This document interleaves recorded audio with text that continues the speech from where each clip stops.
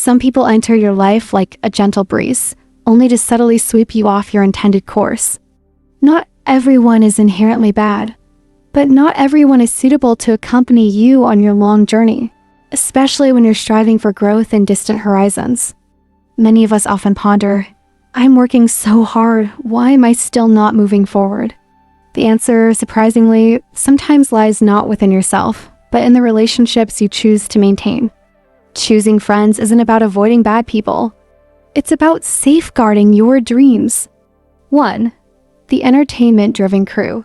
Living for the moment, ignoring personal growth. Why work so hard? Life is meant to be enjoyed, right? They might be fun, charming, and a blast to be around. Their lives revolve around parties, social gatherings, casual hangouts, and living spontaneously without much thought for tomorrow. They embody the carpe diem philosophy, but often to an extent that neglects any form of long-term vision or personal development.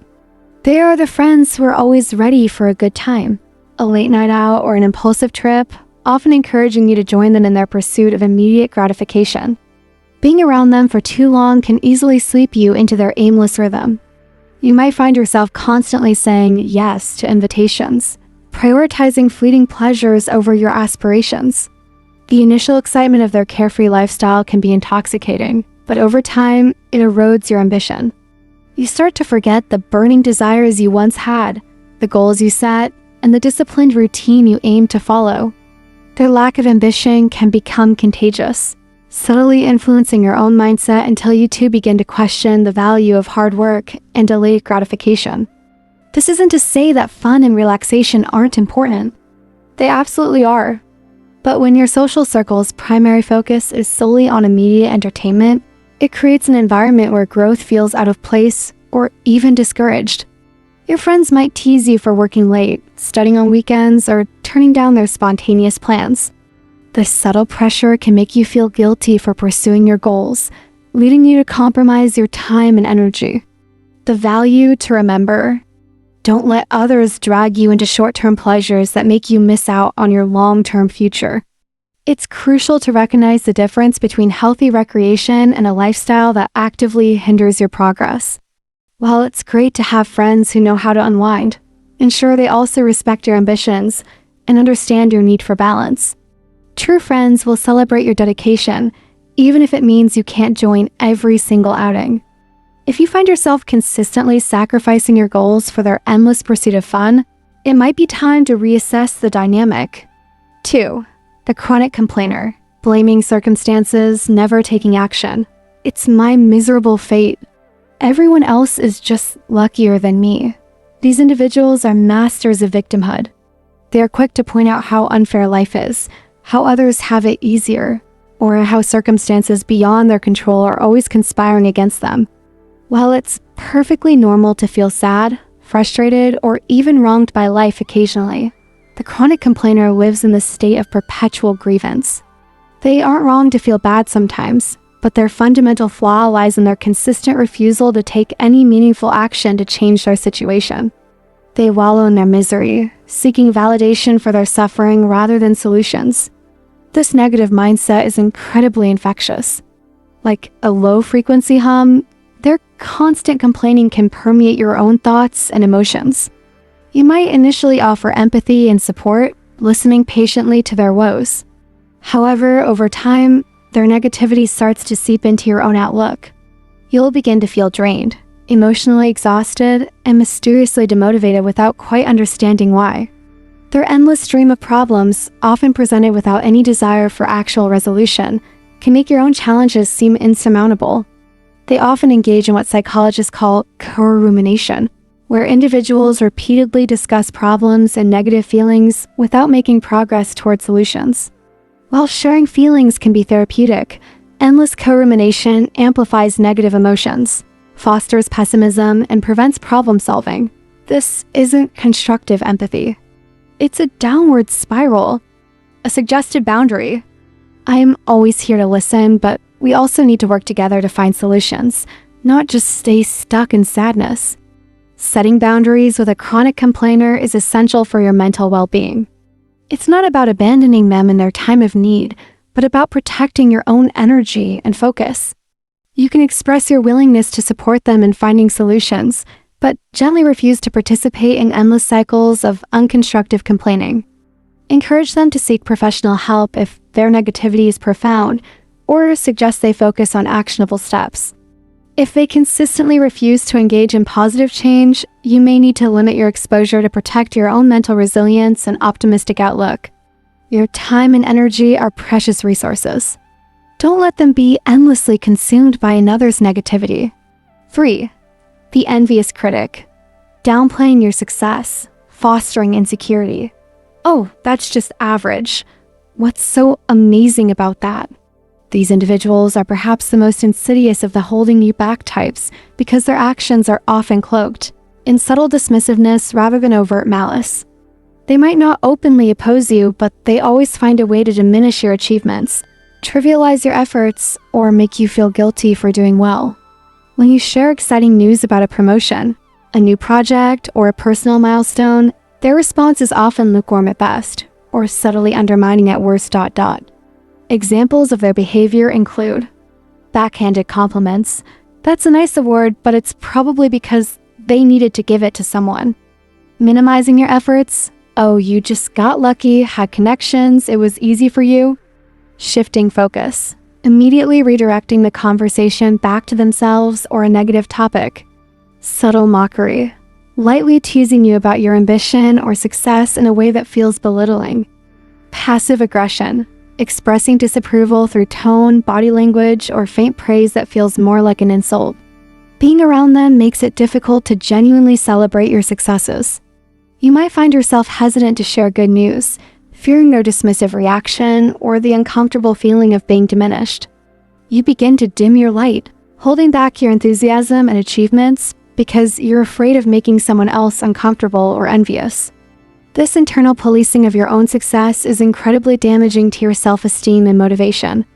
A true friendship should be a safe space where you can share your triumphs and failures, knowing you'll receive genuine support and encouragement. When a friend's envy consistently surfaces, it creates an atmosphere of competition and insecurity rather than collaboration and joy. You might start to question your own worth or feel undeserving of your accomplishments. A reminder to yourself: a true friendship is a place where you are allowed to rejoice in your success without feeling guilty.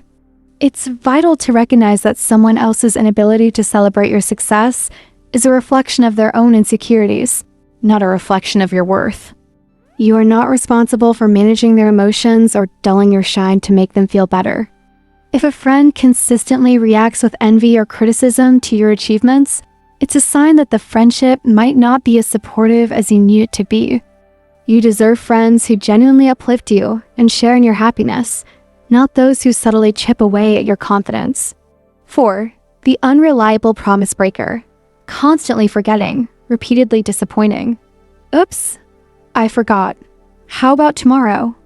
This type of friend is characterized by a consistent inability to keep their word, follow through on commitments, or be relied upon. They might be charming and have good intentions, but their actions consistently fall short. Whether it's a casual coffee date, a shared project, or a significant favor, they are notorious for last-minute cancellations, missed deadlines, and a general lack of accountability. They often offer flimsy excuses or simply forget, leaving you in the lurch. Their unreliability can manifest in various ways. Always late, consistently arriving late, or not showing up at all without proper notification. Broken promises, making commitments they have no intention or ability to keep. Poor communication, not responding to messages, or only doing so after repeated prompting. Lack of follow-through, starting projects or plans with enthusiasm, but never seeing them to completion. Shifting responsibility, blaming external factors or others when they fail to deliver. While occasional forgetfulness is understandable, a pattern of broken promises and unreliability signals a deeper issue, a lack of respect for your time, your efforts, and the commitments you've made together. If you're involved in joint ventures like business projects, study groups, or even just planning a trip, being associated with such an individual means you'll almost always end up carrying the team. You'll be the one compensating for their failures, doing extra work, or dealing with the fallout of their unreliability. This not only wastes your precious time and energy, but also creates unnecessary stress and frustration. It can also erode trust. How can you build anything meaningful with someone you can't depend on? If you're constantly second-guessing whether they'll show up or follow through, it creates a constant undercurrent of anxiety in the friendship. Establishing limits. I value our friendship, but for things that require seriousness, I'll choose to work with people who honor their commitments. It's crucial to set clear boundaries with friends who are consistently unreliable. This doesn't mean cutting them off entirely, but it does mean adjusting your expectations and how you engage with them. For important matters that require punctuality, responsibility, and commitment, you might need to avoid involving them. Communicate your expectations clearly and consistently. If their behavior doesn't change, it's a sign that you need to protect yourself from the negative consequences of their unreliability. You deserve friendships built on mutual respect and dependability, where you can trust that your time and efforts are valued. 5. The aimless wanderer, lacking direction, devoid of dreams. I live day by day. Why dream so much? It's just tiring. This friend lives without a compass. They might seem easygoing and adaptable, but beneath the surface there's a profound lack of direction, personal ambition, or long-term goals. They are content to drift through life, taking whatever comes their way without actively pursuing anything specific. They might express disinterest in planning for the future, developing new skills, or striving for personal achievements, often viewing such endeavors as too much effort or unnecessary stress. Their lack of direction can manifest as no career aspirations, content in a dead-end job, or constantly changing jobs without a clear path. No personal growth goals, uninterested in learning, reading, or self-improvement. Resistance to planning, avoiding discussions about future plans, even simple ones. A whatever attitude, indifferent to choices, outcomes, or future possibilities. Discouraging ambition, gently mocking or questioning your own dreams and efforts. If you are a person with strong ambitions and clear goals, being around someone who has no direction can be incredibly detrimental. Imagine trying to navigate a complex journey when your companion has no idea where they're going and no desire to find out. You will inevitably be pulled in circles, wasting time and energy on detours that lead nowhere. Your companion's apathy can drain your motivation, making your own aspirations feel foolish or overly demanding. Worse, their aimlessness can make you question your own dreams.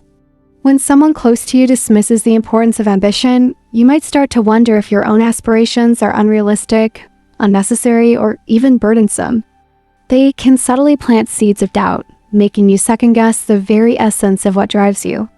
This erosion of self-belief is a silent killer of dreams, a reminder to yourself. No one has the right to take away your aspirations, not even the friends you once held dear. Your dreams are personal and powerful. They are the fuel that drives your growth and keeps you moving forward. While it's okay for friends to have different paths, a friend who actively disdains ambition or tries to pull you into their aimless existence is a drag on your progress. It's important to protect your vision and your motivation from their influence. You need friends who either share your drive or, at the very least, respect and encourage your pursuit of your goals, even if their own path is different. How to withdraw gracefully and kindly. Disengaging from friendships that no longer serve your growth doesn't mean you're a bad person, or that the friendship was entirely without value. It's an act of self-preservation and maturity. Here's how to navigate this delicate process with kindness and integrity. 1. Emotional boundaries. You are not obligated to be a dumping ground for others' negative energy. While empathy is vital, constant exposure to negativity without a desire for solutions can be draining and detrimental to your own mental health. Example phrase: I understand you're feeling down, but I can't absorb so much negativity every time we talk. I'm here to support you in finding solutions, but I need to protect my own peace of mind. Elaboration. This boundary isn't about ignoring their pain, but about refusing to participate in unconstructive negativity. You can suggest they seek professional help if their issues are chronic or severe. Offer support in a way that encourages action and self-responsibility, rather than enabling endless complaining. Sometimes true friendship means gently nudging someone towards self-improvement, even if it's uncomfortable for them. If they resist, you might need to limit the duration or frequency of interactions that revolve solely around their complaints. 2. Time boundaries. Not every invitation needs to be accepted. Your time is a finite and valuable resource. Prioritizing your goals and well-being means being selective about how and with whom you spend your time. Example phrase: I'm currently prioritizing some personal goals and commitments, so I might not be able to participate as frequently as before. Elaboration: be honest and direct, but gentle. You don't need to provide a lengthy explanation or feel guilty for declining invitations that don't align with your priorities. Simply state that you're focusing on other things. If they press, you can reiterate your focus on personal goals without going into excessive detail. This sets a clear expectation that your time is being invested elsewhere, without making them feel personally rejected. Over time, they will understand that your availability has changed, and they will adapt or your paths will naturally diverge. 3. Commitment boundaries. Declining a commitment doesn't mean you're heartless or unsupportive. It means you're being honest about your capacity and priorities, which is a sign of maturity and respect. Example phrase: I won't be able to participate this time, as I need to dedicate my time to my own plan. Elaboration. This is particularly relevant for the unreliable promise breaker or the aimless wanderer. If you know a friend consistently fails to follow through, or if an activity with them won't contribute to your goals, it's better to decline up front than to get involved and then resent their lack of contribution. Be firm but polite. You're not saying no to the person, but no to the commitment. This helps you avoid future frustration and allows you to allocate your energy to more productive collaborations or activities. It also communicates to them, subtly, that their past unreliability has implications for future joint ventures. Conclusion. To succeed, effort alone is not enough. You need a suitable ecosystem around you. The people you walk alongside can either lift you up or drag you down. The company you keep plays a profound role in shaping who you become and how far you go. While we often focus on individual effort, the influence of our social circle is undeniable. Friends can be powerful catalysts for growth, offering encouragement, inspiration, and constructive feedback. Conversely, certain friendships, though perhaps born from genuine affection or shared history, can become anchors that prevent you from sailing towards your aspirations. Choose your dwelling place. Choose your friends. That's not calculation. That's maturity. This isn't about being transactional or opportunistic in your relationships. It's about self-awareness, self-respect, and the wisdom to understand that your personal and professional development is intricately linked to the quality of your connections. It's about recognizing that as you grow, your needs and priorities evolve, and sometimes the people who were once perfect companions may no longer align with your path. Evaluating your friendships through this lens requires courage and introspection. It may involve difficult conversations or gradual distancing from people you care about. However, the alternative is stagnation and unfulfilled potential. Your life is a journey, and you deserve to travel with companions who cheer you on, challenge you positively, and inspire you to become the best version of yourself. Surround yourself with those who elevate your spirit, respect your ambitions, and genuinely desire your success. This choice isn't selfish. It's a fundamental step towards building a life you envision. Don't forget to like, share, and subscribe.